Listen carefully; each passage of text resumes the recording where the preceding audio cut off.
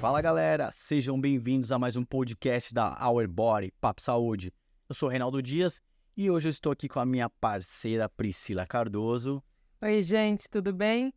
Você já acompanhou a gente na plataforma do Spotify? E aqui no YouTube, você já se inscreveu no canal, curtiu os nossos vídeos? Deixa seu comentário lá pra gente. É isso aí, fortalece, compartilha, inscreva-se no canal. Estamos na plataforma do YouTube, óbvio, e também lá no Spotify, fechou? Hoje nós temos aqui como convidado, né? Dr. Rafael Bafuni. É isso aí, doutor Rafael, seja bem-vindo. Prazer, Reinaldo. Prazer, Priscila. Bem-vindo, doutor. Fiquei muito feliz com o convite. Muito obrigado. Faz um tempinho que eu tô pra vir, agora deu certo. Opa! E é legal, assim, ter a oportunidade também. A Priscila já também trabalha com atleta, o Reinaldo é atleta. Então eu sempre falo assim, mesmo como eu sou atleta, né? Quem tá perto da gente pode até achar que sente alguma coisa ali, que sabe o que tá acontecendo, mas só quem viveu sabe, né? Quem vive ali o processo consegue saber realmente o que tá sentindo. Então é legal conversar com alguém que já viveu o processo também, então fica um assunto mais legal aí que pra falar tem que sentir mesmo, não tem como contar pros outros. Isso aí. E ó, já vamos dar spoiler aqui. Dr. Rafael é médico e atua também no cenário do fisiculturismo. Então ele vai contar toda a trajetória dele e a Pri vai dando mais spoiler aí. Pode falar no Pri, né? Com certeza. Dr. Rafael é nutrólogo, tem muita experiência aí dentro da medicina esportiva e ainda por cima é atleta. Então imagina, a gente tem vasto conteúdo aqui, né? E eu já vou começar na primeira pergunta, Manda então, bala. doutor. E aí, como que é a atuação de um nutrólogo na preparação de atletas? É legal essa pergunta porque começar com uma diferença, né? Muita gente confunde o que o nutricionista faz e o nutrólogo, né? São nomes parecidos, então confunde. Primeiro está na formação, né? O nutricionista fez ali a faculdade de nutrição, o médico, e o nutrólogo fez a faculdade de medicina. Depois, na atuação, né? O nutrólogo vai ali identificar deficiências nutricionais, alguma doença, alguma situação que está derivando ali da parte da alimentação e a gente vai atuar ali, fazer alguma dieta específica, uma reposição específica ali de vitamina e tal, e o nutricionista vai trabalhar ali, né, no desenvolvimento da dieta ali, seja para os outros objetivos, né, ali para ganhar massa, no caso aqui, perder gordura, mas o importante é sempre um trabalho multidisciplinar, né, então às vezes a gente vai identificar o que está acontecendo e o nutricionista depois vai montar ali o programa, o plano alimentar. Então, trabalho em conjunto. Então, o nutrólogo médico, o nutricionista fez a nutrição, mas trabalham em conjunto ali para ter o sucesso ali do paciente. Perfeito, muito bem colocado, né? O pessoal entender aí certinho e não ter mais confusão. Rafa, então a gente agora vai chegar um pouco na sua vida pessoal e particular. Porque assim, a gente quer destrinchar aqui um pouco a sua trajetória. A gente sabe que você fez a última competição agora em Curitiba, no Men's Sim. Physique. Mas antes da gente chegar nesse cenário atual hoje, seu, né? A gente quer saber um pouco da sua história. Porque assim, você é médico, Sim. mas antes da medicina você já treinava musculação, já competiu antes, ou você era o gordinho, não sei. Você entrou nesse cenário, entrou nesse mundo devido ao quê? Eu sempre falo que quando eu cheguei no fisiculturismo, ainda era tudo mato, né? Você também. Então, assim, hoje já é uma moda, o fitness é bem visto, né? Tá começando a ganhar espaço, mas eu cheguei lá atrás. Então, eu tenho 34 anos e treino há 20 anos. Então, eu comecei com 14 anos na academia. Naquela época que o whey era visto como algo ruim, né? Não tinha suplementação, não tinha informação, não tinha YouTube para ensinar a treinar. Tinha revistinha, a gente gostava gosta ainda, né? Mas gostava do Arnold Schwarzenegger, Stallone. Eu sou dessa época, né? Então ali comecei na musculação, como qualquer um ali em 2014, né? Mas pra fazer esporte mesmo, sempre fui do esporte. Jogava bola, judô, tênis. E aí depois, mais velho ali, fui pra musculação, mas não tinha muita noção, né? Daquele jeito ali. E aí depois, treinando, depois de alguns anos, isso a gente tá falando ali de 2006, né? Mais ou menos ali que a gente começou, pouco antes. Depois, na faculdade, né, anos depois, já tinha um físico, assim, treinado, né, de mais de 10 anos de treino, mas na parte de atleta, na parte de fisiculturismo, foi quando eu estava no terceiro ano. ali 2015 mais ou menos, que eu falei, sempre quis ser atleta, mas já tinha passado o tempo do futebol ali, né? Então já não dava mais, já tinha... E quando eu entrei na medicina, eu já tinha ideia também de trabalhar nessa parte de esporte, mas não sabia o quê. Na época era muito ortopedia, tal, não tinha essa coisa de trabalhar com a fisiologia, com a performance, né? Então ali na faculdade, eu comecei jogando bola, tal, na faculdade, de competições ali de faculdade mesmo, né? E depois eu falei, não, meu negócio é focar mesmo no fisiculturismo e tal. E aí você vê isso como doido, né? Como tudo ali. E, isso aí não é pra você, tem que estudar, esse negócio de academia não vira nada, tal. Isso em 2015. E já tinha um físico legal, mas longe de um atleta, né? Ali eu comecei. Até procurei ajuda na cidade, era até zoado, né? Vai menino propaganda da loja de suplemento e tal. Começou ali o YouTube e o Instagram, essas coisas, ainda não era tão comum, né? Igual a gente fez aqui, vira, mexe o celular e tal. Então todo mundo, pô, meio estranho, né? A galera dá uma zoada ali, mas eu continuei. Eu sempre falei que tem que fazer as suas coisas independente do que os outros estão falando, né? E focar ali no seu. Que depois pra frente vão perguntar como é que você fez, né? Mas aí eu comecei ali no esporte em torno de 2015, treinando e tal, mas demora pra formar um físico competitivo, né? Minha primeira competição foi em 2016, na Men's Physique. Até uma história no Ponche Class, que era pra ser minha estreia, mas eu perdi a subida no palco. Aí chorei igual uma criança. Que foi família, foi namorada, que hoje é minha esposa, né? E aí não deu certo. Aí na outra semana teve o Mr. Santos. Aí eu estreiei, 2016 ali. Aí segui, né? Nessa vida aí de atleta, mas não tinha hoje não tem a visibilidade que tem hoje, né? Então, Rafa, eu te conheci em 2016? você me conheceu em 2019. 16 não, né? 16, eu tava voltando, eu tinha feito competição nos Estados Unidos. Em 2014, você tá falando do Ponche. Ponche já gravou aqui com a gente. Beijão mais uma vez, Ponche. E o Ponche me preparou de 2014. Eu fui campeão nos Estados Unidos. A preparação foi o Ponche. Era clássico, né? Competição ali, dobradinho com o Mr. Santos, que é a mais tradicional, né? E aí você subiu no Mr. Santos. Acabei subindo no Mr. Santos. No ano seguinte, eu comecei na Men's Physique, que é normalmente uma categoria de acesso, né? Hoje a gente tem que ter um volume grande e tal, mas antes era aquele físico menor, né? Sim. Então possibilitava meio que todo mundo começar já ali. Então eu comecei no Mr. Santos, depois eu virei clássico, né? Nem existia Classic, hoje é moda Classic, todo mundo quer ser, por causa do Ramon aí, que é bem legal, então eu comecei no clássico, né? Aí eu fui no Ponche, foi minha primeira como clássico. Depois fui no Mr. Santos também, no clássico, aí eu acabei me lesionando, isso foi seguindo a história, né? Subi mais algumas vezes. Aí em 2018 eu machuquei a coluna num treino, né? Umas hérnias ali, perdi até a força da perna esquerda um tempo, né? Aí isso eu já tava quase me formando, né?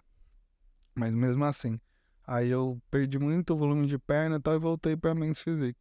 Foi quando você me conheceu, né? Porque aí no fim de 2018 ainda competi na faculdade ali no começo de 2018, aí formei. Aí em 2019 mudei pra São Paulo, que eu me formei em Marília, né? No interior de São Paulo, na Faculdade Estadual de Marília. Eu sou de São Carlos, formei em Marília. Aí minha mulher, que era da minha turma, é de São Paulo. Aí eu vim pra São Paulo, né? Ali foi no fim de 2018. Aí em 2019 eu me preparei, foi quando você me conheceu, eu me preparei no prédio. Uma academia de prédio aí. História, hein? E aí você me deu até uns toques ali, que você viu meu físico e tal na época, né? Mas fazia do jeito que dá, né? Que é o que tem que ser, né? A galera pra muita desculpa, não dá, não tem tempo, não sei o quê. Então dava plantão de 24 horas, emendava, dormia até pra dar plantão. Mas sempre, o esporte sempre foi prioridade, né? E não precisa ser só esporte, né? Você quer emagrecer, quer ganhar massa muscular, se aquilo não for uma prioridade pra você, fica difícil. Mas o esporte sempre foi prioridade e eu sabia que eu queria trabalhar com isso. Mas ainda não tinha muito ainda isso. Em 2018 que estourou o NPC no Brasil, a Muscle Contest ali, aí virou mais moda, né? Sim, Então, a gente era lá fora as competições. tinha as competições, mas ainda é até meio mal visto, assim, Sim. fisiculturista. A Men's Physique abriu um pouco as portas isso, com o Felipe Franco lá em 2013, 2014 ali, que começou os canais no YouTube também. E aí depois popularizou, mais pra frente já tava nessa, né?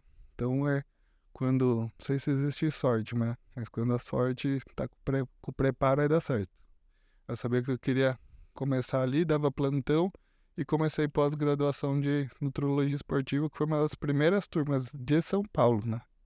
Aí depois estourou essa questão do estudo em torno disso. Então foi sempre, tô misturando as coisas porque é misturado. Sim, A sim. questão ali Junto e misturado. foi levando sucesso aí. minha vida, foi paralelo mesmo ao esporte. Sim. Porque hoje a galera me procura muito pela mentalidade do esporte. Então quando alguém comenta comigo, pô, eu gosto de você, de te acompanhar pelo seu mindset e tal. E eu tava falando com a Priscila antes de começar ali, que eu também nasci assim, né? Fui forjado aí construindo essa vida de atleta nosso, que é foco, constância, disciplina, não tem outro caminho. Seja nos negócios, na clínica, para ter uma clínica hoje, para me formar em medicina, eu fiz 6 anos de cursinho até conseguir passar numa estadual. Depois nessa história de atleta, eu comecei lá em 2015, mas meu primeiro título foi em 2021 no Mister Olímpia Argentina. Então foi mais 6 anos também para conseguir algum troféuzinho. Não conseguia nem falar que era atleta, não tinha nenhum bonequinho pra levar pra casa. Aí nem acreditava mais, né? Mas nunca desisti. Aí eu consegui. Aí nesse dia, em 2021, que eu subi na Argentina, eu ganhei quase tudo. Quase virei profissional naquele dia. Aí só faltou um detalhezinho. Aí tá até hoje na briga aqui que a gente vai falar. Puta, bem legal essa história, muito bacana.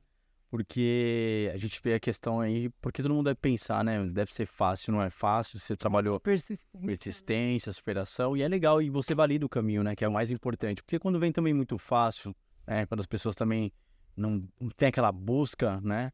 Fica um negócio ali meio solto e não validam, né? Ganhou, acabou. Não, você vem validando o seu caminho, vem respeitando as trajetórias, vem respeitando o espaço, né? E assim construindo. Essa questão que você falou das competições é importante, e você iniciou, mas a gente quer saber assim, você tem 1,82 m. É isso que eu queria passar também pro público de casa, sua estatura, 1,82 m. Quando você começou a treinar, na época, antes da faculdade, você era magro? Cara, quando eu comecei a treinar, antes da faculdade eu já treinava, né? Ali logo antes. Mas quando eu comecei a treinar eu tinha uns 60 quilos. 1,82 m. E hoje tá pesando quanto? Hoje é que eu tô na semana pós-competição, né? Então tava bem seco aqui. Hoje eu tô com 103 aqui, você tá me vendo. Mas meu físico de fim de off no começo desse ano, antes... Eu tô em dieta, saí essa semana de dieta. Eu fiquei em dieta 7 meses seguidos esse ano, né? Comecei exatamente dia 1 de janeiro no Réveillon. Porque o Natal já tinha aproveitado ali e falei, a gente não consegue ficar muito fora da rotina, né? Então isso que a galera não entende. Fala, pô, vocês não têm vida. Não, minha vida é essa. Então quando eu tô fora da minha rotina, não é de competição, é como é normal, né? Minha dieta ali, meu frango e tal, isso me irrita, né? Ficar fora. Então ali minha vida, não é que eu não tenho vida, né? É lifestyle. Então assim, isso pra mim é o normal, né? Então assim, aí no Réveillon comecei ali, arroz, filé mignon, salada e já comecei a dieta. Então eu fiquei 7 meses aí já em dieta, mas comecei a preparação eu cheguei a 115. Então, só para resumir, né? Comecei lá, quando eu comecei a treinar uns 60 quilos, meu físico maior 115 quilos. Meu físico de palco 92 quilos. Top. Posso emendar aqui? Pode, manda. Falando em dieta, que você já deixou bem claro aqui que para você não é sacrifício nenhum fazer dieta, muito pelo contrário, é um prazer, né? Você orienta refeições livres e se sim, com qual frequência? Começar pelo termo dieta, né? Porque dieta, na verdade, é um hábito, né? Um estilo ali de vida. É que descaracterizou um pouquinho a palavra. Então a galera liga dieta à restrição. Ah, só vai comer salada, só vai comer isso. Não é isso, dieta você pode comer tudo, é uma alimentação normal. É que a gente vai regular a qualidade dos alimentos e a quantidade de acordo com o objetivo. Mas você come de tudo. Eu como fruta, como carnes, como coisas fora, né? Como sorvete, como chocolate.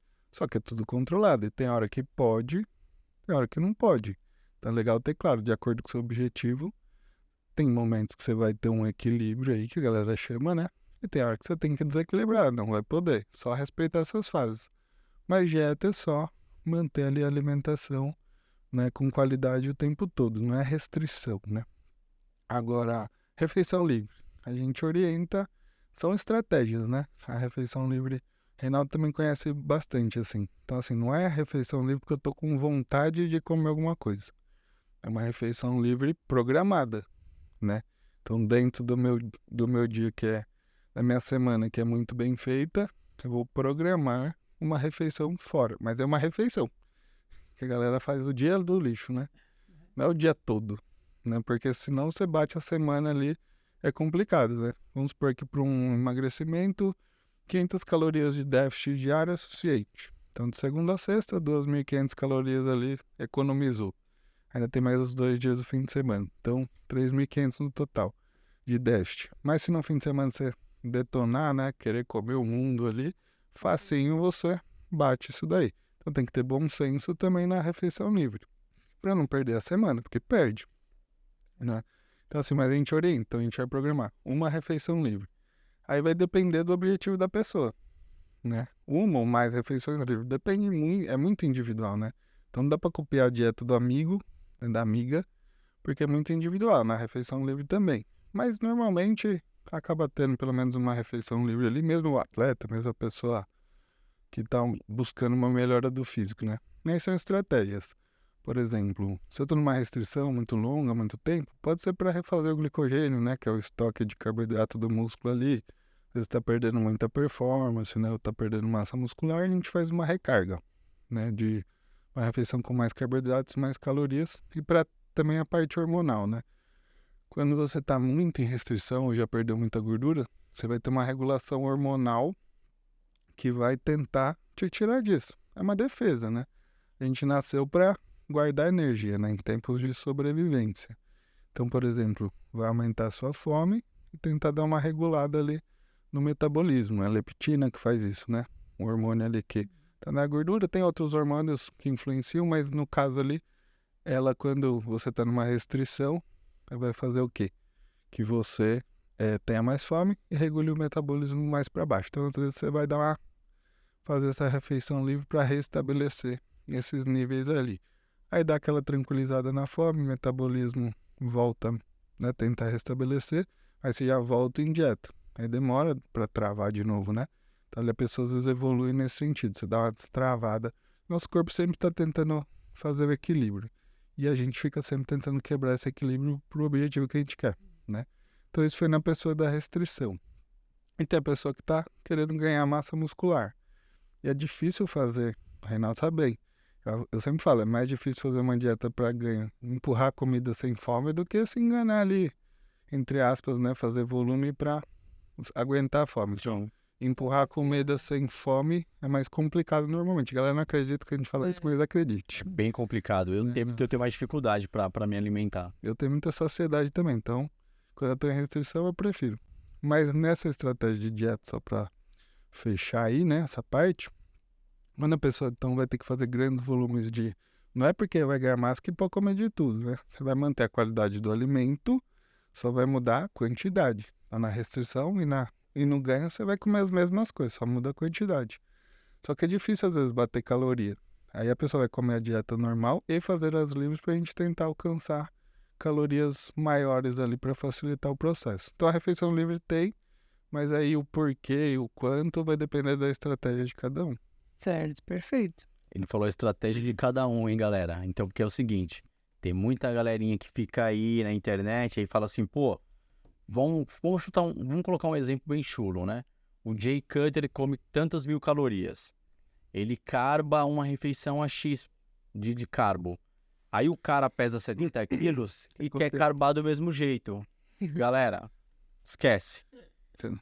Vai vir muita gordura. É o off mais que sujo isso daí. Então, assim... Você não pesa igual o cara, o cara usa no treino igual não tem a maturidade, não tem a vivência, calma. É tudo no seu tempo, né? Então, para lembrar, até olhar ali. Refeição livre não é comer no dia que está com vontade ou comer o que quer. É uma refeição livre programada dentro do objetivo. Não é porque eu estou com vontade de comer fora da dieta que é a minha refeição livre. Se tiver que ser uma segunda-feira a refeição livre, porque a estratégia vai ser a segunda, né? Quando você tem vontade. Então, refeição livre é programado. É programado porque dentro do fisiculturismo, a gente está falando nível atleta, né? Sim. Tem toda uma questão do porquê que aquela alimentação entra, que vai mexer tudo no seu metabolismo. Então, o doutor sabe muito bem isso daí. E, enfim, É mais ou menos, para dar um spoiler para vocês, é dessa forma que funciona. Seja no atleta, ou seja na pessoa comum, né? Que tá tentando melhorar o físico, ficar definido, perder gordura, ganhar massa, né? É sempre individual, né? Você vai querer copiar, eu não tenho a mesma genética da Priscila, não tenho a mesma sua. Então, para mim funciona uma coisa, para outro não. Por exemplo, tem gente que não se dá bem com refeição muito, livre, assim, lixo, né? Que a gente fala, né? Sim. Porque às vezes não vai ter a cabeça ou mental para voltar para dieta depois, né? Então, na verdade, o livre às vezes é só uma subida de caloria dentro da dieta. Minha dieta tem 100 gramas de arroz, hoje vou comer 200. Então já é meu livre. O livre é só uma subida de calorias. Tem que ter cabeça ali também, que às vezes faz mal, né? Come um lanche ali, mas no outro dia vai sofrer para voltar na dieta e tal. Então aí isso também é individualidade, né? Tem gente que não pode ou não sabe que não pode, né? Igual quando eu tô em preparação. Eu gosto de chocolate, né? A galera acha que a gente é um robô, né? Porque a gente é médico, que é atleta. Eu gosto de tudo que todo mundo gosta. Só que eu sei controlar a hora que pode e a hora que não pode, né? Então eu construí isso também. Uma coisa legal de falar, né? Sim. Porque assim, às vezes as pessoas se cobram se comparando a outras pessoas, né? Só que eu tô em estágio diferente de outra pessoa no processo. É o mesmo processo, mas eu tô num lugar, você tá no outro, ela tá no outro. E não dá pra você comparar comigo que tô tentando virar profissional ou outro que tá começando no emagrecimento. Tem que entender o cada um. Então eu construí minha mentalidade e hoje eu consigo fazer esse controle. Mas mesmo assim, por exemplo, um pedaço de chocolate não vai estragar meu físico. A gente até brincou, né? Se uma refeição estraga seu físico, você não tinha físico. Exato. Né? Que não é, se você segue bem ali uma rotina, não é uma refeição ou um fim de semana. Sabe aquele papo? Eu tava indo bem, mas aí teve o aniversário da minha avó esse fim de semana e aí por isso que deu esse resultado aqui. Perdi o shape. Perdeu o shape. Eu tava Você perde aquilo que você nunca teve, meu querido. Eu juro que eu tô seguindo, doutor, mas esse fim de semana teve o aniversário, aí por isso que na bioimpedância desse resultado aí. Poxa, mas são 3 meses que eu não te vejo, foi esse fim de semana, né? Então assim, mais voltando ali, né? Tem que ter a cabeça pra fazer refeições livres às vezes. Então, por exemplo, eu gosto de chocolate, mas eu sei que um pedaço não vai me estragar, mas depois será que isso não vai me causar um transtorno alimentar, uma compulsão? Não vai me deixar mais estressado do que não fazer? Então, fica a dúvida, né? Eu escuto às vezes de alguns pacientes, quando eu tento encaixar uma refeição livre, eu escuto de pacientes falar assim pra mim, eu prefiro não, porque eu não tenho muito controle. Assim, se você me mandar eu comer 30 gramas de chocolate, pra mim não vai ser o suficiente. Eu quero comer 2 barras, então eu prefiro não colocar o chocolate. É isso aí, é melhor não comer. Você vai ter vontade de comer mais, você vai ter que se controlar, vai causar mais estresse, mais dificuldade pra seguir a dieta depois do que ficar sem comer. Galera, então, ó, hoje o bate-papo vai estar sendo bem bacana, né? Porque assim, o Dr. Rafael, ele vai falar sobre o cenário do fisiculturismo e também está falando sobre questões aqui na área da medicina, né, Pri? Então, agora a gente volta para a questão do fisiculturismo, que eu vou mais no fisiculturismo, a Priscila vai mais na área da medicina. Fechado. Então, eu quero saber dessa última preparação. Teve algum diferencial desta preparação para as outras? Eu quero saber a reta final. Seu off, você bateu 115? Bati 115. E aí, o palco, 90 aí? 92, mais ou menos. Tá, reta final, como é que foi, Rafa? Conta pra gente aí, você, tipo, saturação de água, tirou carbo, não tirou? Conta um pouquinho aí da preparação até o palco. Cara, essa preparação foi bem diferente, aliás, é o que eu falo, né? Teoria e prática que funciona mais. Então, eu sou médico, trabalho com esporte, mas do esporte eu consigo trazer muita coisa pro uso comum, né? Então, esses testes aí de finalização, depois eu consigo trazer isso de alguma forma. Eu comparo a Fórmula 1, né? A tecnologia surgiu lá, depois vai para as ruas de algum jeito. Então, no fisiculturismo é a mesma coisa, né? A gente é a Fórmula 1 do negócio, faz algumas estratégias. Então, assim, foi bem diferente do que eu fazia. Eu sempre usei muita restrição calórica para chegar no condicionamento, né? Que é a definição. Dessa vez, eu tô em dieta há mais tempo, então, que eu falei desde janeiro em dieta, com menos déficit. Só que eu faço, tem que pagar o preço, com mais aeróbio, com um treino mais pesado. A gente sempre treina pesado, mas a gente tentou manter cargas altas até o último dia, né? Até o último dia eu tava remando com um halter de 80 quilos naquele dia quase zero carbo, desidratado, mas tava tentando para manter a densidade muscular, né? Então, assim, mas foi diferente o quê? Treinei mais volume de aeróbio, principalmente, só que deixei meu carboidrato mais alto. Então, eu senti que eu cheguei num condicionamento muito bom, só que mantive densidade e volume. Então, sofri menos também. Como eu tenho que atender o dia todo, né? Que o que é mais difícil dessa coisa de vida de atleta, de médico? Não é dieta e treino, isso eu gosto de fazer, né? Isso já faz parte, então não é um sofrimento para mim. Eu já gosto, duro é pegar isso e ligar com o resto, porque eu vou ter que atender 10, 12 horas, tem todos os outros compromissos, né? Aí fica difícil, mas aí é organização, acorda mais cedo, dorme mais tarde, não tem desculpa.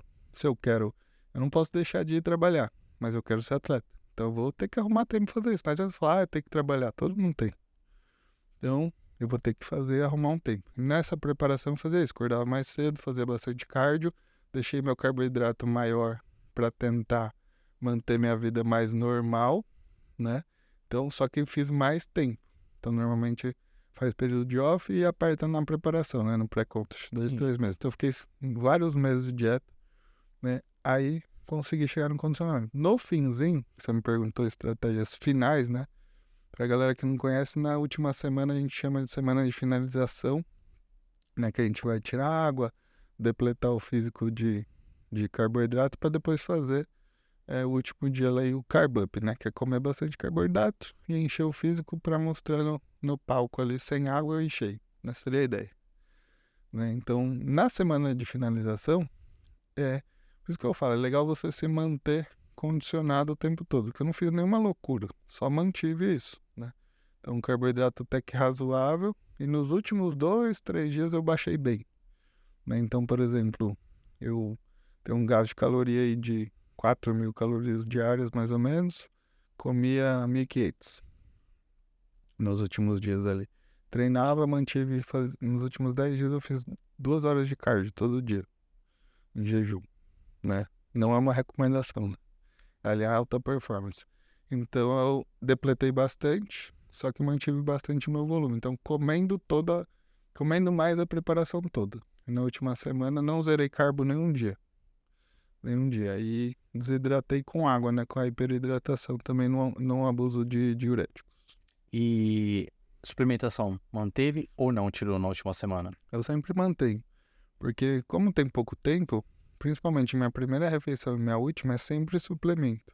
Até para manter o mental, assim. Eu postava, né, nas redes sociais aí, todo dia meu mingauzinho, de manhã e à noite. Que é um jeito também já de matar a vontade de doce, né? Porque você tá numa restrição calórica grande, dá vontade de doce, né? Só que aí você ataca na baixa caloria, para não estragar. Então, é o que eu falei lá no começo da dieta. Você pode comer de tudo, mas eu sabia o quanto de carboidrato você podia comer, o quanto de proteína, e eu encaixava algumas coisas para aliviar minha cabeça nesse momento. Então, mingau de whey com iogurte, frutas, principalmente de baixa caloria, né? Então, assim, não é qualquer fruta, não é qualquer quantidade. Eu usava muita fruta vermelha, maçã também, morango, baixa caloria. Fazia um mingauzinho ali de whey com fruta para dormir bem, né? Mas mantive isso do começo ao fim. Mas legal você falar isso, sabe por quê, Rafa? Porque, tipo, assim, mudou muito, né? O fisiculturismo e principalmente as dietas mudaram muito, porque essa última semana eu lembro que a gente já entrevistou vários atletas aqui, né? A galera mais old school. Assim, os caras nunca iam colocar isso. Eu mesmo passei por essa trajetória.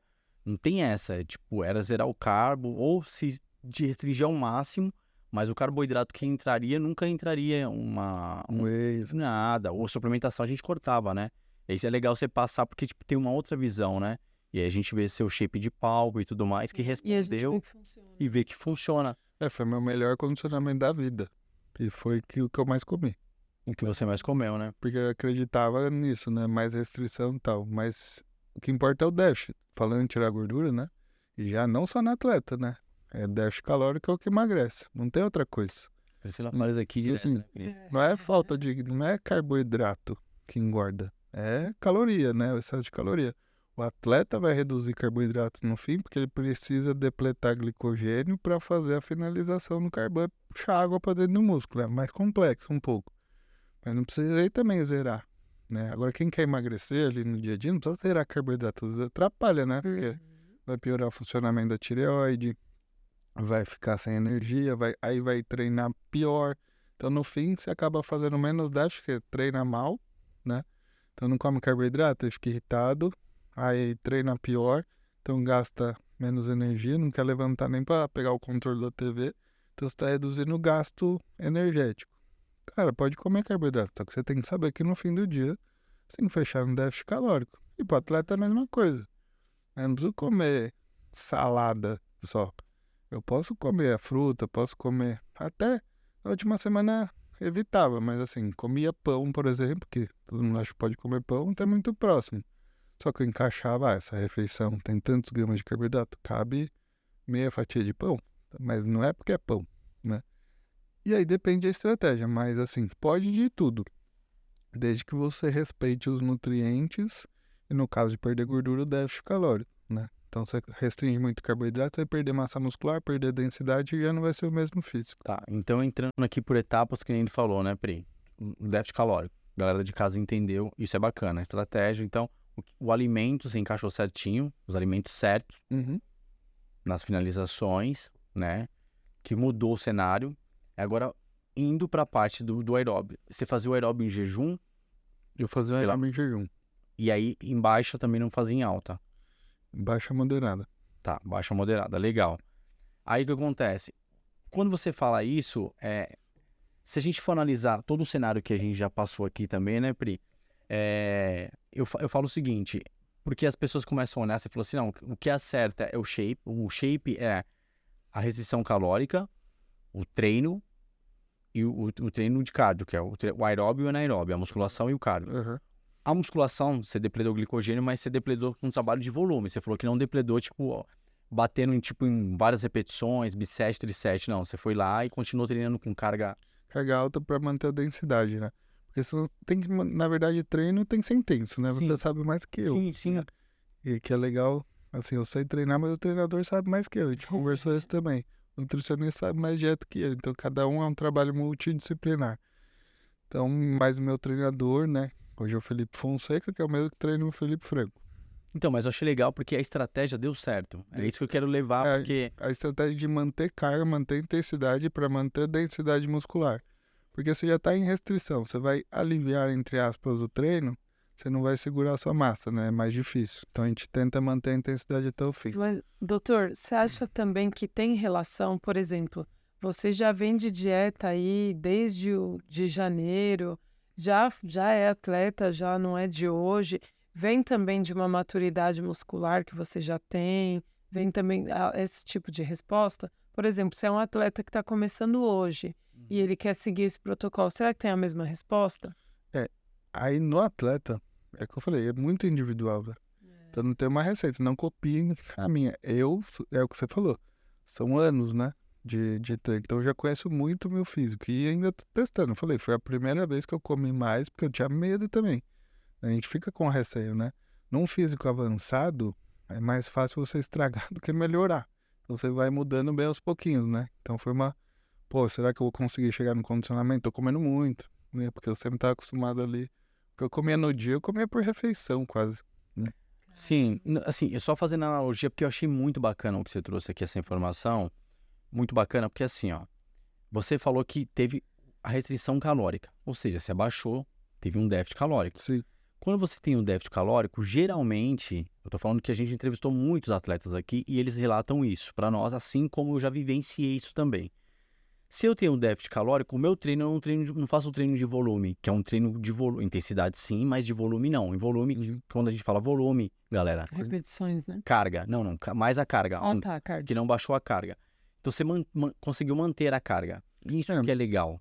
Te manteve o máximo possível, né? Sim. Lógico, tem dia que você tá muito depletado, mas sempre tentando no máximo da carga.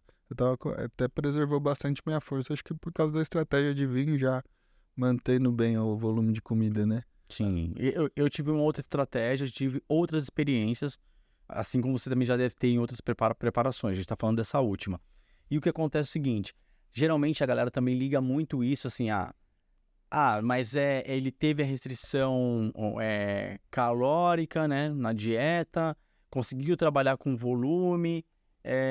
Não, mas hoje em dia os bodybuilders estão fazendo isso por causa da questão de muito mais ergogênico. Não tem nada a ver isso daí. O recurso ergogênico no esporte sempre existiu. Existe os naturais, existe o de recurso ergogênico para segurar massa muscular ali no déficit calórico, principalmente um anticatabólico, né? Então, assim, mas não precisa... Hoje a gente vê um abuso extremo, né? Sim. De recursos. Mas aí é um conjunto de estratégia, né? Aí você vai segurar... Você tem que trabalhar essa questão da dieta. Você consegue usar menos recursos, né? Mas o que a gente vê hoje é um abuso muito grande, né? Então, mas quando você fala de fazer o menor recurso, é isso que eu quero levar para o público. Porque geralmente hoje, não sei todos os atletas, tá? A gente não pode falar num todo. Mas geralmente as pessoas falam assim, mas ele fez uma dieta diferenciada. Ele colocou isso na refeição. Lógico, você pode comer de tudo, você pode fazer isso. Mas por quê? Porque abusa do ergogênico, não tem nada a ver isso. Isso não. Fora, é isso que eu quero levantar. Aliás, isso já é a mentalidade errada do ergogênico, seja atleta ou não, tá? Sim. Porque na verdade é ao contrário, o atleta já tem mais noção que não é o ergogênico que traz resultado. Porque assim, se a gente que leva na performance máxima só fala de dieta e treino, a gente sabe que não é o recurso ergogênico, né? Ninguém tá negando que no esporte há uso, né? Só que tenha consciência que o diferencial vai ser as outras estratégias e fazer aquilo quase que perfeito, né? Sim. Então, o atleta que tiver mais consistência, mais constância em dieta, treino pesado, que vai ter sucesso. Porque recurso ergogênico ali, já todo mundo, ninguém nega ali, né? Então, não é o diferencial. Mas o que você traz é assim, né? O recurso aí para a pessoa que não é atleta, seja para o atleta, não é para facilitar o trabalho. Eu vejo essa mentalidade ainda. Hoje que é um tema bem polêmico, né? Então, assim, não é nenhum tipo de recomendação, não é nenhum tipo de apologia. A gente só está falando de forma educativa, assim, um conhecimento sobre o assunto, né? Então, assim, o recurso ergogênico, ele não vai... A ideia seria, não é facilitar o processo. É que tem essa imagem há anos, né? Que a galera usa, então é mais fácil. Só tem aquele físico, tal, só vai chegar se tiver o recurso, né? Então, assim, na verdade, o pensamento que eu acho correto é assim, o cara que usa de maneira que ele está consciente do uso, não que não tem seus riscos, né? Tem todos os seus riscos. Falando da parte de performance, o cara que é consciente desse uso para performance, ele quer dificultar a vida dele, ele não quer facilitar. Então, ele precisa de um recurso para treinar mais pesado, para aguentar uma restrição maior. Então, não é para ter facilidade. Então eu vou usar um negócio para ser mais fácil. Eu não preciso fazer tanta dieta, não preciso treinar tão pesado, porque o negócio vai corrigir meu erro. Ao contrário. Ele vai potencializar uma base bem feita.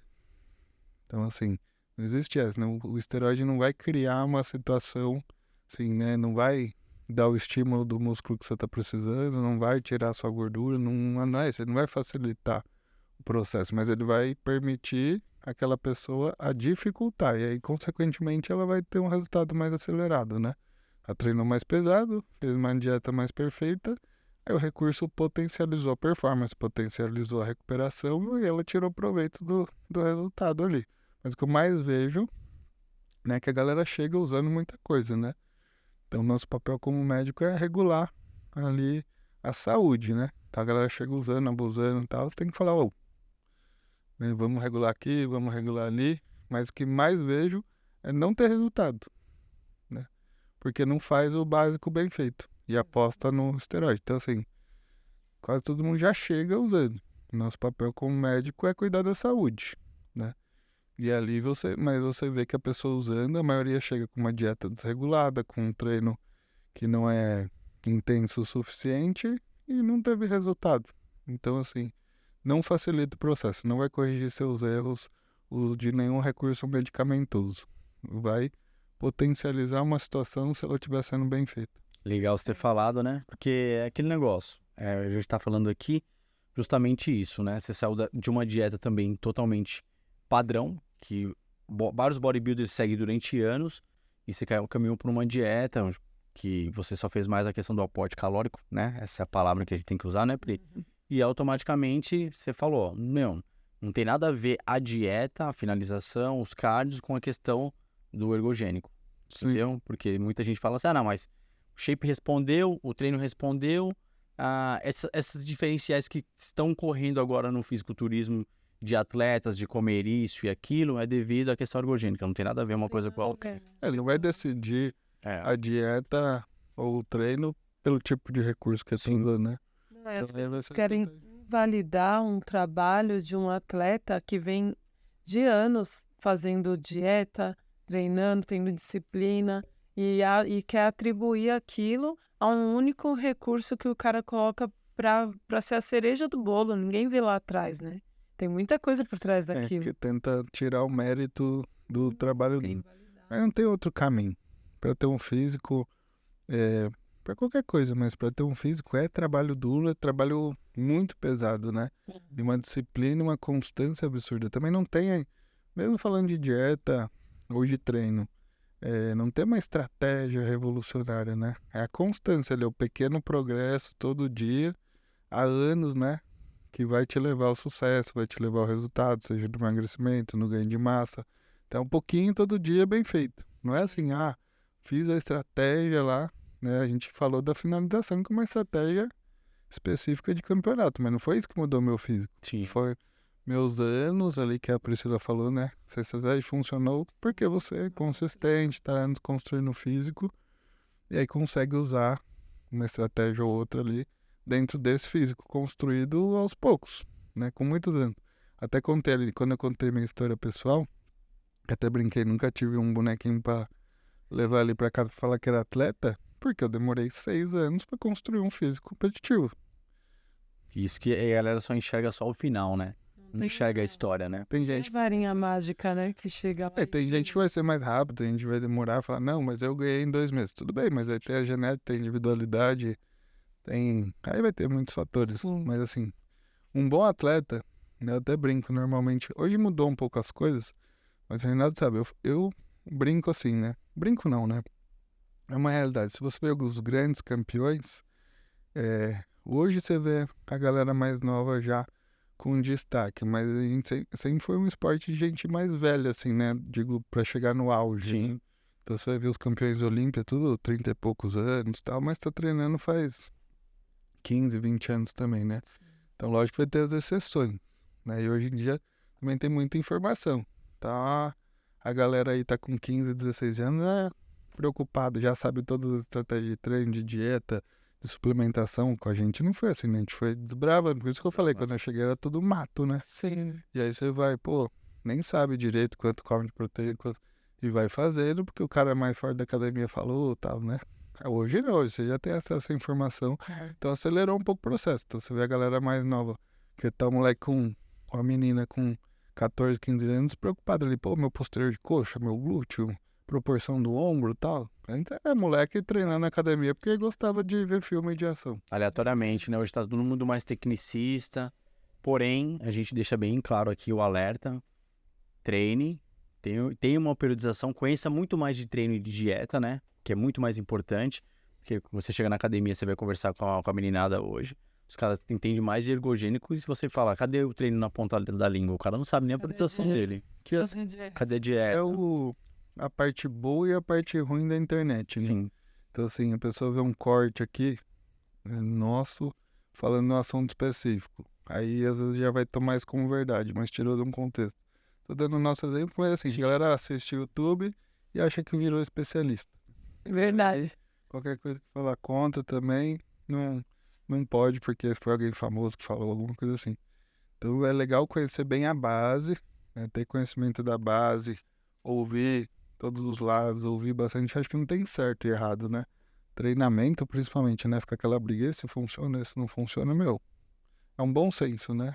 Você tem a base, às vezes saber bem a base e vai testando as variáveis. Mas é complicado essa questão de... E é o que eu vejo no dia a dia de consultório também. Então, assim, é o que você falou, treino, né? Fisiculturismo vai treino. Treino e dieta. Sim. Mas, assim, não só no fisiculturismo. Sim. O que eu vejo que todo mundo que me procura, eu até brinco no começo da consulta. Falo, Priscila, você veio aqui pra quê? Reinaldo, você veio aqui qual que é o seu objetivo? Aí eu já me antecipo, né? Ganhar massa, perder gordura? Aí eu falo, é o que eu quero também. Então todo mundo quer isso, né? E ao longo do tempo, onde você vê que trava? Né? Seja a pessoa que chega usando alguma coisa ou não, no treino. A pessoa não consegue progredir no estímulo. Então no começo de trabalho, todo mundo ali progride. Aí ganhou um tanto de massa ali. Só que ela não entende que aquele treino também já... Não aquele treino específico, né? Mas aquela intensidade que ela tinha já não funciona mais. E essa é a grande dificuldade do jogo, né? Você sempre progredir. Um pouquinho mais todo dia, um pouquinho mais todo dia. Progressão, né? Ali no treino é difícil. Aí você vai pegar o atleta, a gente já treina num nível quase de lesionar todo dia pra ver se ganha alguma coisa, né? Então, assim, aí é onde mais trava. Então tá todo mundo preocupado com o recurso mágico, a virada do jogo, a estratégia de dieta. O que eu como 10 minutos antes do treino, o que eu como logo após que eu saio do treino, mas treinou mal. E aí você não gerou estímulo pro resto. Então tá muito preocupado com o detalhe, mas a base tá mal feita. Ou seja, não tem pré-treino nem pós-treino para quem treina fofo. Eu falo, até pro paciente chega lá pra mim, fala, se você não treinar, é melhor você investir no treinador, alguém pra ajudar, do que em mim. Porque assim, eu só sou o fim de tudo isso. Se você não gerar o estímulo lá na ponta, eu não faço nada, né? Até pra nutri ali. Tudo bem, vai ter que ter uma dieta já para iniciar, mas tudo vai ter que ter um estímulo na ponta. Sim. Então, se o estímulo foi ineficiente, o nosso trabalho perde o sentido da nutricionista e do médico. Porque você nem gerou o estímulo, mas quer tanto de proteína para ganhar massa muscular, mas você não gerou nenhum treino suficiente para ganhar massa muscular. Doutora, eu recebi uma pergunta sobre isso. Eu não acho que tem porcentagem mais importante. O treino, dieta, descanso. Acho que tudo tem que ser o 100%. Sim. Mas se fosse para escolher melhor você treinar pesado e o resto é um pouquinho menos. Assim, né? Vamos cortar essa parte e vai ficar parecendo que eu falei que tem alguma importância a mais. Não, mas se você treinar muito pesado, o resto vai poder te ajudar e acontecer. Agora, se o treino foi ruim, o resto perdeu. Sim. Você falou que hoje aconteceu. Eu recebi uma pergunta exatamente assim hoje. Uma pessoa, uma paciente perguntou para mim quanto de proteína ela tinha que consumir para ela ganhar mais massa muscular. Eu perguntei, você está treinando? Não, mas eu não quero treinar. Sorry, desculpa. Pode descontrair agora aqui, voltando, tirando um pouco o cenário de dieta, de ergogênico, de treino. Conta um pouco aí, Rafa, como é que foi os bastidores antes da subida aí no Men's Physique, em Curitiba. Você tem que relatar um episódio pra galera aí que... tenebroso. Aconteceu de tudo, na verdade, né? Começou na viagem, tá o Rafa ali, quem me acompanhou, né? Então foi uma viagem que eu gravei tudo, vai ter essa série aí depois de tudo. Algumas coisas a gente nem conseguiu pegar, tanta coisa que aconteceu. Assim, já começou quase perdendo o avião, né? Chegamos ali em Congonhas na última chamada. Já começou ali, mas tudo certo. Aí chegamos em Curitiba, tudo certo, né?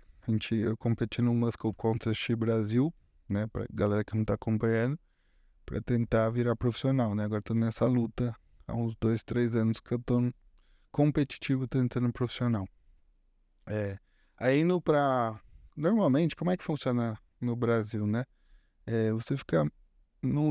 chega na competição, então você vai ficar ali num canto ali, desconfortável e tal, você tá cansado, você tá desidratado, né? Então não é legal ficar ali. Então eu tava no hotel, né, assistindo pela live, eu não tava atrasado, né? Mas eu falei, pô, tô tranquilo aqui, vou ficar assistindo a galera competir, descansando, né, pro físico também manter. A hora que tiver quase na hora, eu já vou pra competição. Aí ia ter as categorias femininas e os bodybuilders, depois a Men's Physique. Então eu tava a uns 15 minutos do ginásio, só que também é um horário de pico de trânsito, que eu tinha esquecido disso, porque toda hora que eu tinha ido lá, fui pra pintar, fui de manhã, então não peguei trânsito. Tá. Quando você foi no período da manhã, teve a prévia? Não, esse é antes da prévia. Eu fui de manhã só pra pintar. Tá. Às 6 da manhã, voltei pro hotel. Eu tava pintado no hotel, esperando a competição e assistindo a transmissão da competição pela live ali, né? Aí, como tinha a categoria feminina, bodybuilder depois a minha. Eu sou da Men's Physique. Então tava na feminina, aí eu falei, vai demorar ainda, né? Normalmente demora algumas horas. E aí eu chamei o Uber ali pra ir pra competição. Só que no caminho, eu vi que os caras aceleraram muito. Então assim, já acabou as mulheres, começou o bodybuilder. A gente, vai dar tempo, né? Falta assim um pouco menos de 15 minutos pra chegar lá, mas tem bodybuilder, tem comparação e tal. Aí o negócio começou a acelerar, eu falei, meu Deus, não vou perder a competição. Todo o trampo até aqui, meses de preparação. Eu falei pro Uber, cara, você liga eu me trocar aqui, já catei a mala, coloquei a bermuda de competição, catei meu número na mão. Aí o cara acelerou, cheguei lá, saí correndo, tava chovendo, manchou tudo a tinta. Aí acho que eu demorei 1 minuto, né? Do Uber até a escadinha do palco ali, né? Aí eu falei pro cara, pô, vai chamar tal. Ele, qual que é seu número? Eu tava na mão assim. Nossa, tô te chamando faz tempo. Eu tremia assim. Não conseguia colocar o número. Ele, calma, não, pô, tem que subir e tal. Enfiei o número, tudo manchado, sem aquecer, sem nada. Já do Uber já tava no palco lá, encaixando a pose, tremendo tudo. Aí era uma categoria antes, né? Aí nós tava acelerado a competição. Aí que eu fui descer. Habilitei minha tinta, mas tinha pouco tempo. Aí fiz lá um monte de flexão até a falha e tal. Já dei meia volta, já me apresentei de novo. Mas aí deu tudo certo. Aí lá fui top 3, Bom, né? O nível é altíssimo do amador no Brasil, né? É um nível profissional praticamente, só não tem cartão pra todo mundo, né? Mas foi essa correria aí. Caramba, que loucura. Quase se perdeu, mas deu tempo. Perdeu. Eu já sou traumatizado porque eu contei aqui no Ponche. Eu sempre cheguei muito cedo na competição. Só que aí você, pô, já faz tempo que eu compito, acho que já conhece ali, mas não pode vacilar não, porque foi quase aí. Ia ser mais uma frustração aí. Se adianta, hein, pessoal? E essa flexão aí, você mandou alguma coisa pra subir? Cara, aí na primeira eu cheguei em correria, né? Não tinha feito nada. Então normalmente na hora de aquecer, a gente joga alguma coisa que tenha bastante sal, né? Sódio. Então batata, né? De tipo Pringles assim, é outra coisa. E chocolate, né? Então açúcar e sal, né? Aí no que eu desci, eu abri ali uma batata, comi rapidão, chocolate. Deu aquele pump master. Aí eu joguei ainda uns 100, 200 ml de Gatorade pra puxar um pouco de água pra dentro do músculo, aqueci. Aí já subi, já meio que quase dobrei de tamanho ali em 10 minutos, né? Isso que é legal de... A galera fala, nossa, é tão rápido, é rápido. É rápido. Mas tipo assim, minutos você muda o físico. Pode dar muito certo ou muito errado, né? Então esse aqui também é o legal do fisiculturismo, que assim, você não sabe, né? Não deixar o cortisol também bater muito alto, né? Aquela hora, aquele momento de estresse, né? Você vai testando estratégia. A gente tenta não testar nada na hora, né? Mas, sei lá, o físico pode não responder naquele dia, né? Então pode dar muito certo ou errado. Mas deu tudo certo. Deu tudo certo, um Porto feliz, top 3. Foi o meu melhor físico, que é o que eu sempre falo, né? É importante, desde a história que o Reinaldo falou assim, né? Legal que você mostrou que você veio construindo sua história, construindo seu físico. Então, mesmo na competição, né? Quando eu desci do palco, aí a galera pergunta, mas, né? Aí eu não conseguia virar profissional de novo, né? Mas eu não saí chateado. Você queria ter ganhado, mas assim, eu fiquei satisfeito, né? Por ter colocado o meu melhor físico. Então eu sei que eu evoluí de uma competição para outra. Então, no esporte ou na vida, né? O importante é saber que eu tô melhorando. Uma hora chega. Porque se você tá melhorando, eu não posso mudar meu adversário, eu posso me melhorar, né? Então é isso que eu penso todo dia. Então, todo dia eu vou pro meu cardio, vou pro meu treino, pra me melhorar um pouquinho. Sim. Eu sei que uma hora eu vou ganhar. Mas eu tenho que me preocupar comigo, né? Você tem que se comparar com quem você era ontem, né? Então, pegando o Procar, não esquece. Vai botar aqui Mas, com o troféuzão com certeza. do Overall Pro. E a gente faz um outro podcast aqui pra falar sobre essa trajetória. Fechado. Fechou? É isso aí, vai dar sim. Agora sim, eu acompanho as suas redes sociais, né? Que eu acompanho lá, Rafa. Já tem um certo tempo. Eu tô vendo essa parceria sua aí com o Felipe Franco. Onde você conheceu o Felipe? Que ele é hypado no Men's Physique e você também tá no Men's Physique aí já tem anos. É bem legal essa história, porque assim, o Felipe foi o cara que meio que popularizou o esporte, né, no país. Então ele é conhecido por muito por isso, né? Por ter trazido isso. A Men's Physique foi o primeiro atleta pro, né? Então, ele popularizou, vamos chamar que ele popularizou o esporte. Então, sempre fui o fã, que eu falei lá na faculdade, assisti o canal dele e tal, vi a galera do fisiculturismo, mas é uma coisa muito distante, né? Pô, não é tão real. Então, hoje eu tenho a possibilidade de conviver com ele, né? O cara é muito legal ali, tipo, muito esforçado, né? Tem 1000 coisas pra fazer, mas sempre me ajuda, tá disposto. Mas até chegar a ter a conhecer ele, né? Na verdade começou antes, que quem me treina é meu amigo, né? Hoje é um irmão pra mim que é o Felipe Fonseca, que é treinador do Felipe Franco, né? Então a gente começou o trabalho ali no dia a dia, né? Então você conhece ali, tá empolgado, que você é fã, né? Mas foi um trabalho de anos ali dentro da academia, eu com o Fonseca, a gente construiu meu físico, aí que eu fui ganhar o primeiro título ali no Mr. Olímpia Amador, né? E aí no dia a dia ali, trabalhando duro mesmo, aí que eu fui me aproximando ali do Felipe, que ele viu que eu gosto de treinar pesado, que eu sou esforçado e tal, e aí acabou tendo essa aproximação pelo esforço, né? Do esporte, assim, foi pelo dia a dia ali, eu e ele treinando com o mesmo treinador, vendo todo o sacrifício, o esforço que a gente fazia ali no dia a dia, e isso acabou aproximando a gente. Mas foram anos ali dentro, né? Porque muita gente tenta se aproximar ali, e nunca, pra às vezes ter uma imagem e tal, né? Nunca foi o meu caso. Eu tava ali pra treinar, pra ser atleta mesmo, e eu junto com o Fonseca construí uma história, um físico ali, e aí acabou aproximando pelo esporte, pela persistência ali do trabalho duro todo dia, aí também permitiu hoje eu poder conviver com o meu ídolo, que hoje ele a gente treina junto e tal.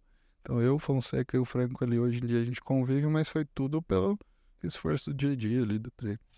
O Franco tem história legal também, eu até comentei com você, né, antes da gravação, 2016, quando eu fui competir.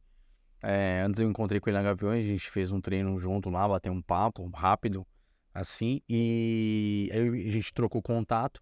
E quando eu fui para os Estados Unidos, para a competição em 2016, ele mandou mensagem, aquela mensagem, engole os gringos aí, represente, tal, tal, tal. Isso demonstrou humildade, né? E aí, depois da competição, teve uma outra troca de mensagem também, dando parabéns e tudo mais. Voltei pro Brasil, consegui pegar lá a colocação boa.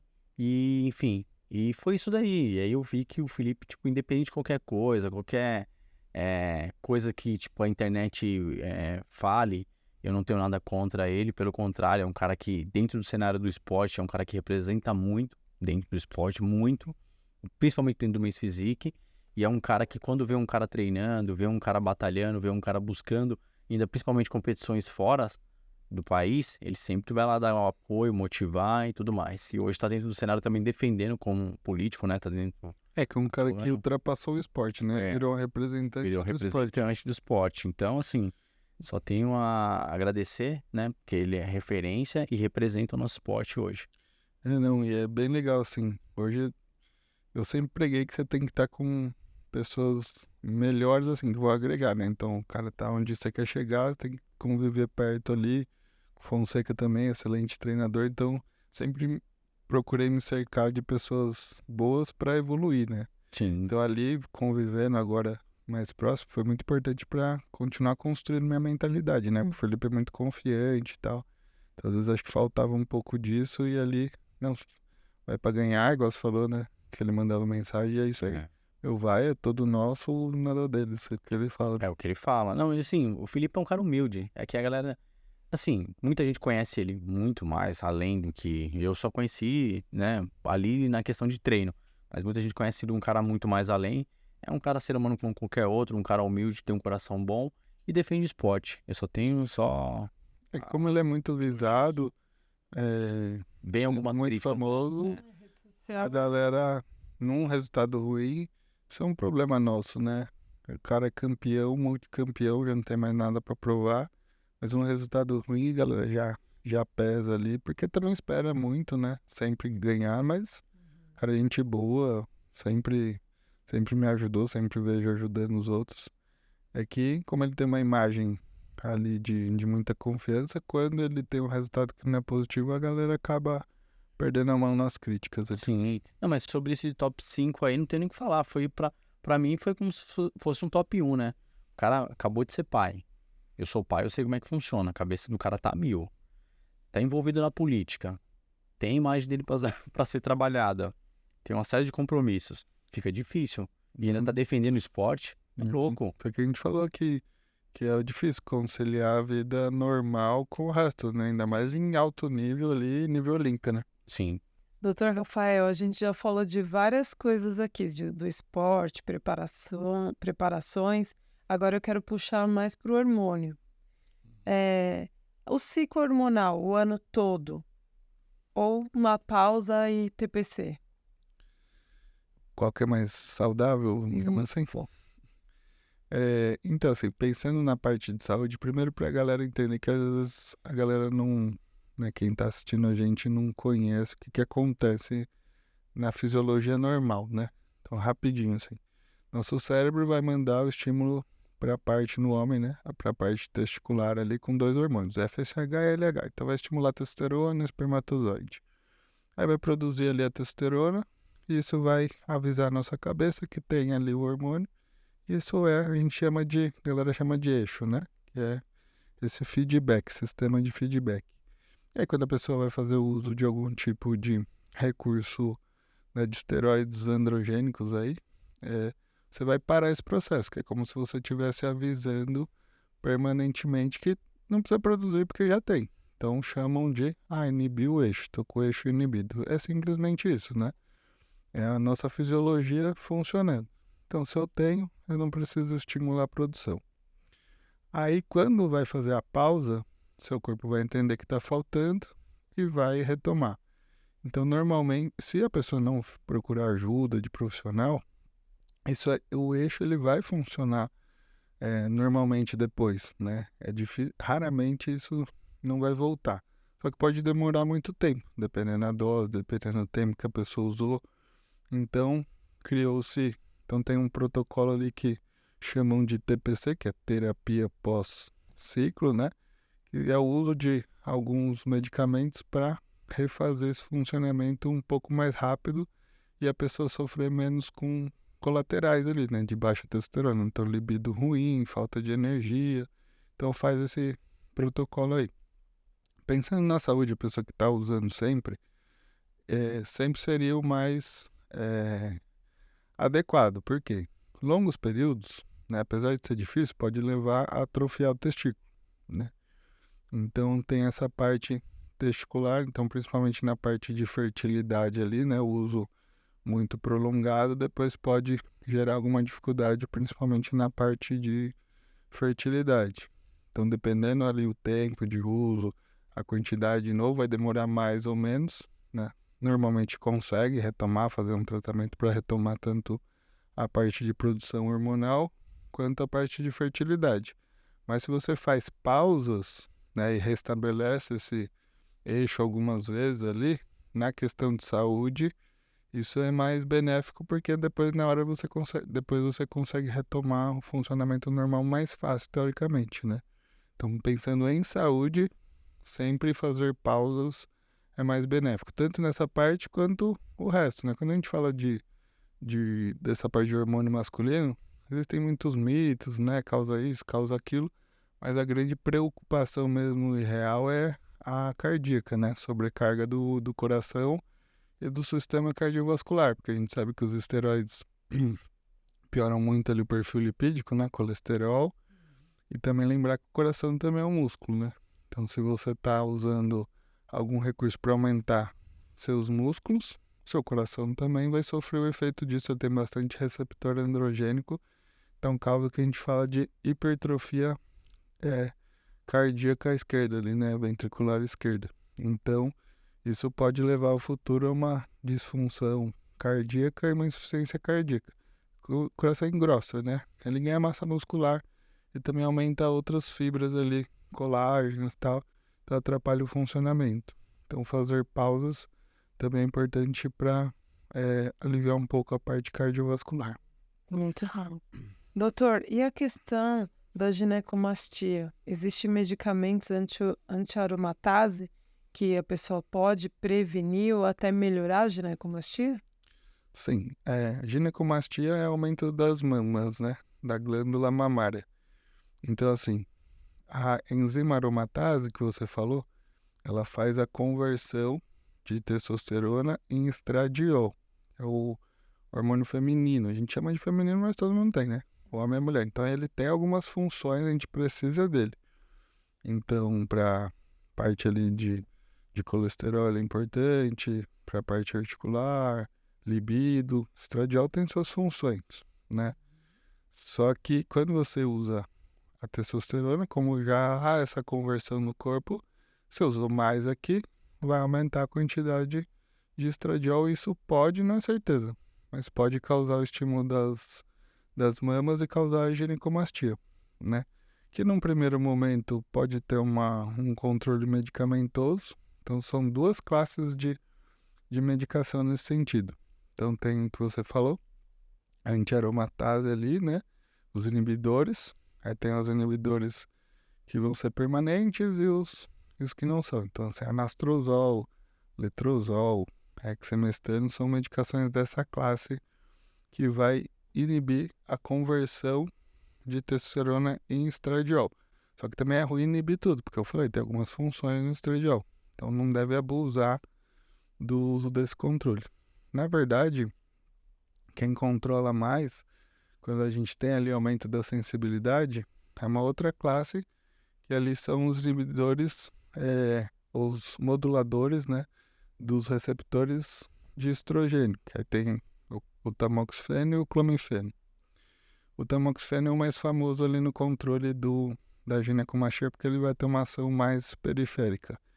Então vai bloquear a ação do estradiol.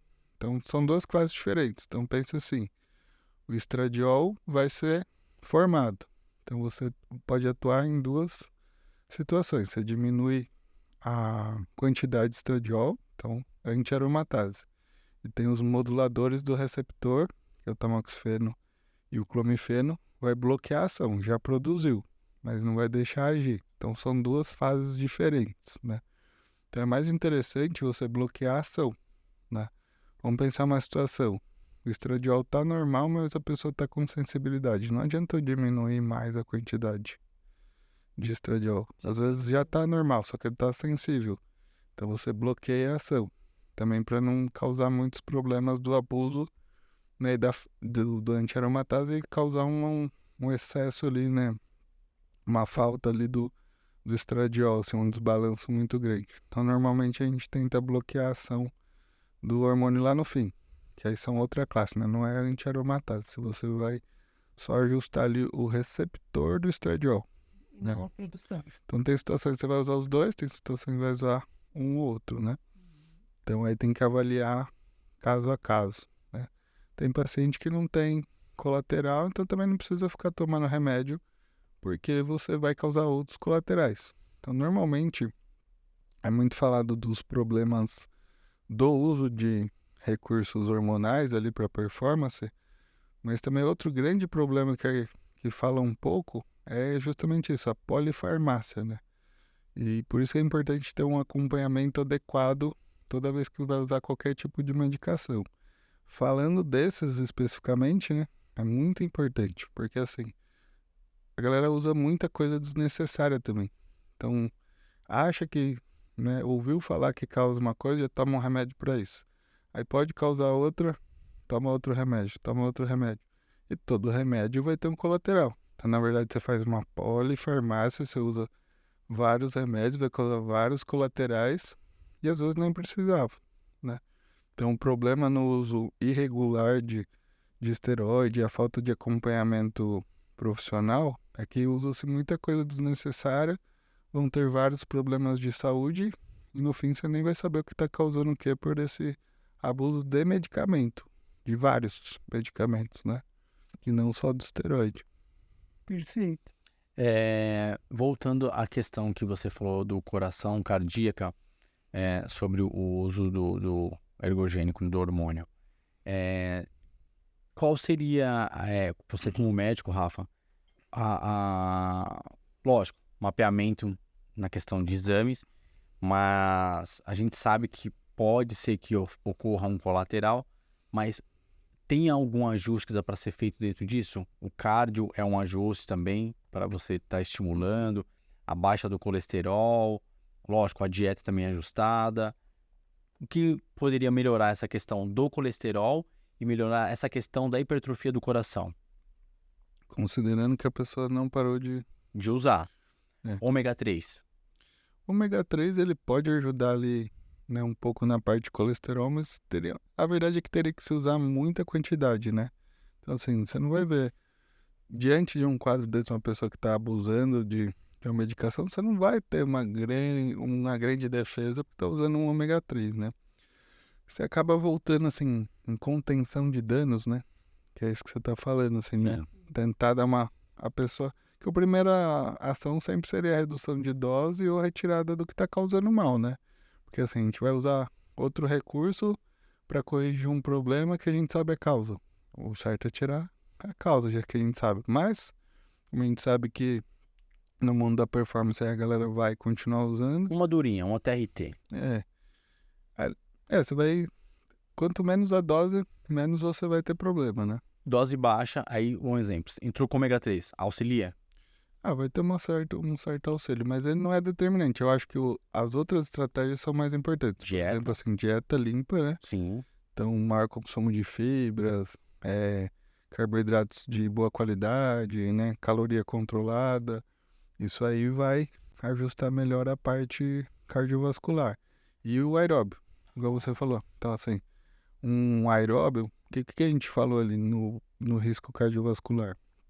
O coração, ele vai se adaptar, né? Ele já vai se adaptar fisiologicamente para o exercício.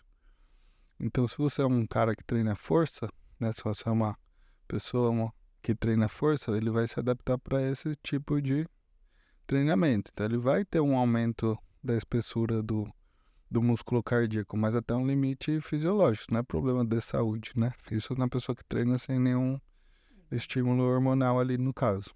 E a pessoa que faz aeróbio, ele vai aumentar o tamanho da câmara, né? Vai aumentar o volume de sangue que chega. Então, se você pegar um corredor, a frequência cardíaca dele é menor, porque cabe mais sangue, então ele é mais eficiente. Então, você faz outro tipo de remodelamento cardíaco, né? Que você vai aumentar o volume. Então, assim, aí pensando na pessoa que treina musculação e tá fazendo uso de algum recurso ergogênico ali. Um jeito de atenuar seria balancear ali com mais exercícios aeróbicos, né? Que aí você vai induzir o remodelamento diferente da parte de força. Então seria uma medida de contenção de dano tanto na parte cardíaca quanto na parte ali do perfil lipídico. O aeróbico vai ajudar bastante a melhorar o perfil, né? Tá. Outra questão que a gente tá vendo muito aí, né? O pessoal tá agora com essa tendência. A gente fala muito de tendência e é bom ter um médico aqui, principalmente do esporte, para esclarecer algumas dúvidas. Base de ciclo, DECA ou testo?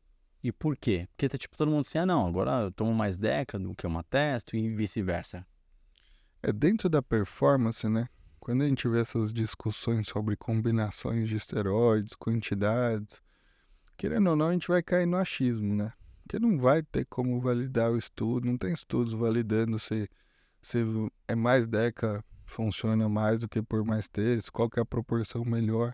Então, assim, por mais que vá pegar um estudo ou outro e tentar extrapolar alguma coisa, no fim você vai acabar num achismo, né? O que a gente sabe, né? No caso do homem, né? Diferente da mulher, né? Ele vai ter que ter uma base de testosterona, não é para treinar, né? Para a vida, né? As funções masculinas vão precisar ficar ali normais, vamos dizer assim, né? Então você vai precisar ter uma base de testosterona, né? Agora, se nesse uso tem as duas questões, né? Não dá para saber qual que é melhor, né? Se é mais mais que o outro. O importante é que tenha uma base ali de testosterona ou um uso junto, né, de um derivado de testosterona. O problema está no uso isolado, que a galera chamava antigamente de Deca Only, né? Ou só a Deca. Porque aí você está colocando um derivado de testosterona para um homem, né? Quando a mulher vai fazer o uso de recurso ergogênico, a testosterona não é interessante porque você vai trazer características masculinas para a mulher e não quer isso, quer mais a parte anabólica. Mas na parte masculina, se você utilizar apenas um derivado, né?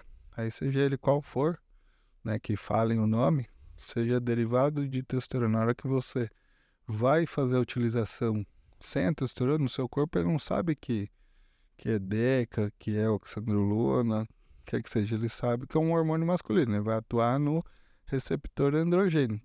Então você vai avisar para o seu corpo que, entre aspas, tem testosterona e não está tendo. Você está tendo um derivado.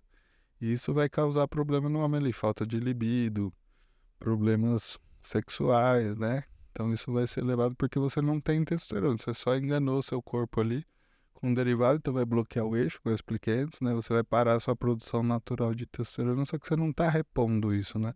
Você usou um derivado que vai atuar no mesmo receptor. Então meio que você bloqueou sem a ação dela. Então o problema é usar, o maior problema é o homem usar só o derivado e isso vai causar problemas hormonais ali na parte masculina. Agora, se usar um pouco mais desse ou um pouco mais desse, a gente não tem uma conclusão, é mais empírico, né? A galera vai usando, pra mim funciona assim, pra mim funciona de outro jeito, mas não tem como saber essa proporção. Mas então, para a mulher, esse derivado, que seria a DECA, é melhor do que a base testo.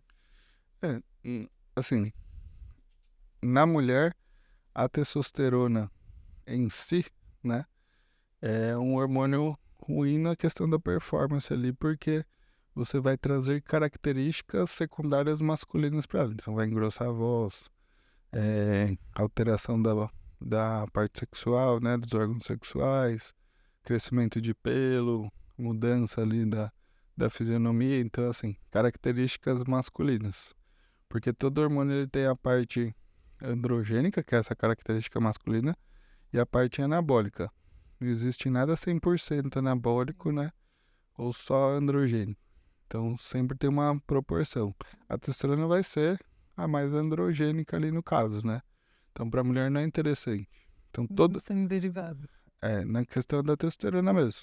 Agora, todos os derivados vão ter uma parte anabólica um pouco mais forte. Agora, qual que vai ser melhor também é muito individual, né? Não necessariamente a DECA ali. Mas a mulher já não é adequado, normalmente não se utiliza a testosterona mesmo, né? É mais a base masculina mesmo. Perfeito, doutor. Doutor, sobre a questão que também agora, agora não, de alguns anos pra cá a gente sabe da Tadalafila, né? A Tadala. Você tem alguma coisa, algum relato pra falar? Porque assim, eu vejo a vascularização da galera boa, o pessoal tá usando já até como pré-treino. Uhum. E o que você tem para falar sobre essa medicação, vamos dizer? Tem sido bastante usada pensando na vasodilatação, né, mesmo. Ela é mais específica para a parte sexual, né? Sim. Então sempre ainda há uma controvérsia ali de usar ou não. Importante é avaliar bem, né? Risco cardíaco, tudo antes de fazer a utilização, porque você vai causar uma vasodilatação periférica grande. Então, se tiver algum risco cardíaco, tem que avaliar bem. Mas ajuda na vasodilatação, que vai melhorar o aporte de sangue, de oxigênio ali na parte do treino. Agora, isso no uso no esporte, né? A gente vê muito também o abuso na parte ali de usar de forma recreativa a Tadalafila aí. Também, às vezes, acaba criando uma dependência psicológica depois na pessoa também. Legal, interessante você falar isso daí, muito importante. Pri, é isso. Doutor, a gente quer primeiro que você deixe aqui suas redes sociais, público de casa, seu Instagram, pode deixar pra gente? Posso. Primeiro eu queria agradecer, foi um prazer conversar com vocês. Estou ansioso aí pra mim, deu pra gente conversar bastante, espero que tenha próximos, volto com o Pro. Com certeza, esse aqui. E aí a gente traz aqui o card. Né? Vou deixar minhas redes sociais, então lá no Instagram é Dr. DR só, né? dr.rafaelbafuni, vai me achar lá no Instagram. TikTok é o mesmo nome. Em breve teremos um canal do YouTube, não lancei ainda, né? Mas vai ter também. Então o Instagram acho que é o canal que eu mais participo ali por enquanto, né? Tem bastante conteúdo, bastante coisa legal lá. Tá, você quer deixar alguma mensagem pro seu público sobre o que foi falado aqui? Fica à vontade. Acho que a gente tem que falar duas coisas. Primeiro é que a gente falou bastante de performance, né? De alta performance. E então é legal que saiba separar, né, estratégias extremas ali, né, e não foi nenhuma recomendação. A gente tá contando um pouquinho de como funciona esse mundo da alta performance. Então separar saúde de performance, seja na medicação ou não, a alta performance não é saudável, né? Então assim, a gente leva o extremo na dieta, o extremo no treino, isso causa lesões, tudo. Então é bem importante que a galera acompanhe muitos atletas, às vezes se inspira ali, mas ter a consciência que são coisas diferentes, né? Às vezes ver um atleta fazer uma estratégia extrema, não tente fazer isso sozinho, né? Porque ali ele está preparado para isso, ele sabe os riscos, né? Então, não procure, não faça estratégias extremas ali porque viu alguma coisa. Segundo a galera, então também é importante que sempre procure um acompanhamento médico, um acompanhamento de especialistas, né, para fazer uso de qualquer tipo de medicação. Aqui a gente falou bastante da parte dos recursos hormonais, mas qualquer medicação, qualquer uso de algum recurso, tem acompanhamento, a prevenção ali da parte de saúde, isso é o mais importante, né? A gente quer o resultado no físico, a gente quer performance, mas a saúde vem antes, porque sem ela você também não vai ter a performance. Então, sem a saúde, você também não vai chegar no resultado que você quer. Então procure acompanhamento, né, para ter a performance com a maior saúde possível, né? Sim. E outra coisa é, assim, eu acho que tenha bastante constância, tenha bastante foco, disciplina, porque esse é o único caminho. Então nunca esqueça atalhos. O atalho não vai te levar a lugar nenhum, só o trabalho duro, e o trabalho duro com muita constância, né? Cerque-se de pessoas que vão te agregar ali, vão te tentar puxar para baixo dos seus objetivos, mas persista, acredite ali no seu sonho, mas vai ter que trabalhar duro, não vai ter atalho. E é isso. Tá. E legal também que você deixou seu contato aqui e passar também para o público a gente discutiu alta performance, a gente falou a questão de ergogênico para esclarecer dúvidas, né? Não fazendo apologia.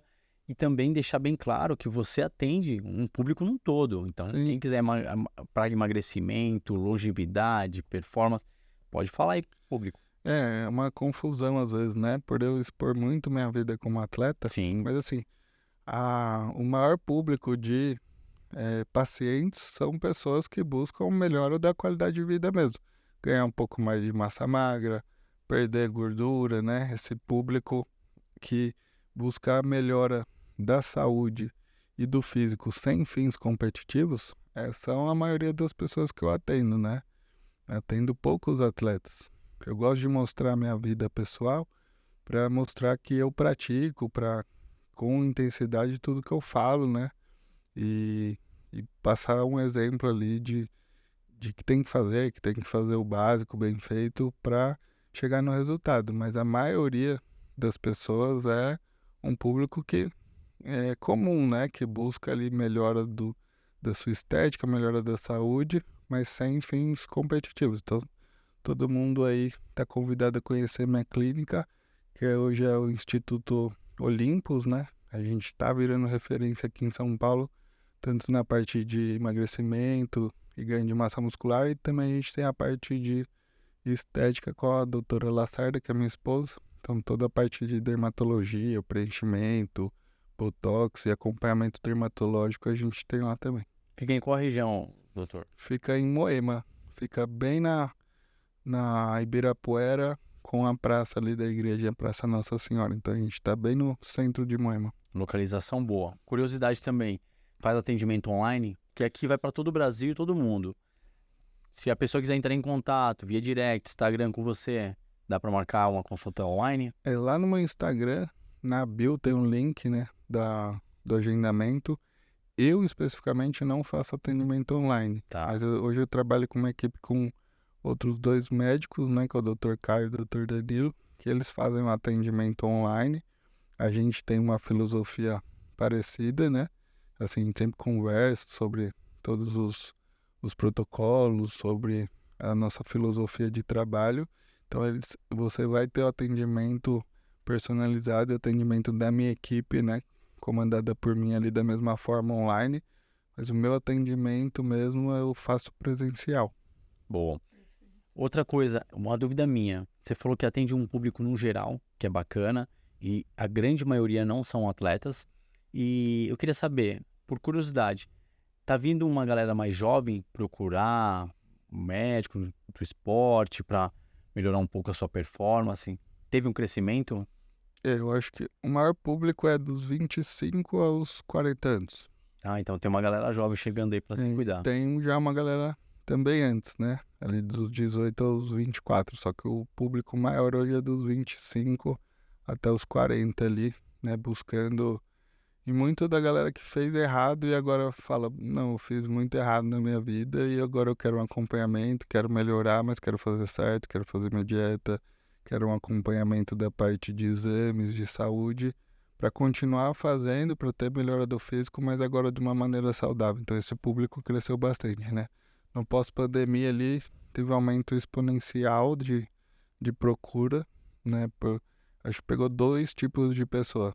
Viram que ali faltou saúde ali, né? A galera que tava mais em sobrepeso, né? Que era sedentário, teve um problema maior, né? Na resposta ali à pandemia.